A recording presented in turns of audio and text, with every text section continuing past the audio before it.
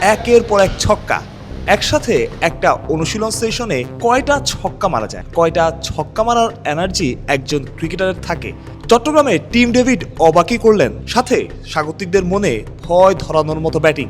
একের পর এক ছক্কা, ছক্কা মারতে মারতে ক্লান্ত টিম ডেভিড এবং ছক্কা মেরেই অনুশীলন সেশনটা শেষ করলেন।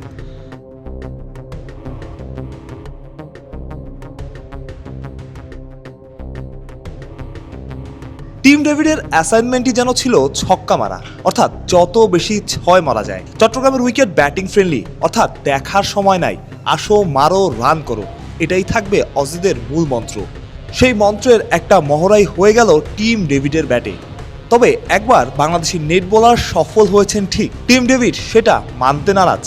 তবে বিট তিনি হয়েছেন সেটা আর বলার অপেক্ষা রাখে না। বাংলাদেশ দলও ম্যাচে এমন একটা সুযোগই খুঁজবে যেখানে ডেভিড ভুল করবেন আর বাংলাদেশি বোলার পাবে সাফল্য।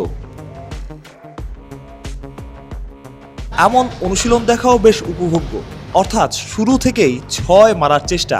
ডেভিডকে দেখার আগ্রহ ছিল গণমাধ্যম কর্মীদের মধ্যেও, যেমনটা দর্শকদের মধ্যে আছে।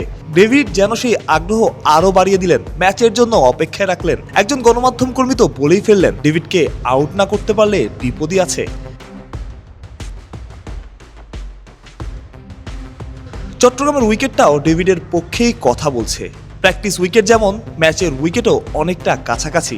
অনেকটা সময়ে তিনি ব্যাট করলেন, তার চাইতে ভালো বোধহয় বলা ছক্কা মারলেন। ছক্কা মারতে মারতে একসময় ক্লান্ত, আবার ছক্কা মেরেই অনুশীলন শেষ করা, মাঠেই লুটিয়ে পড়া।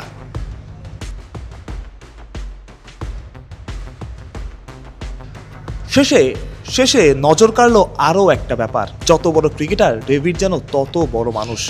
যে নেট বোলার ডেভিডকে বিট করেছিলেন তাকেই বুকে জড়িয়ে নেওয়া, এত বড় অনুপ্রেরণা। ডেভিডের ধন্যবাদ নিশ্চিত করেই নেট বোলারদের জন্য বড় কিছু। আর ডেভিড যে টি-20তে বড় ক্রিকেটার সেটা তো বলার অপেক্ষা রাখে না। মানুষ প্রত্যয়, বিডি ক্রিক টাইম।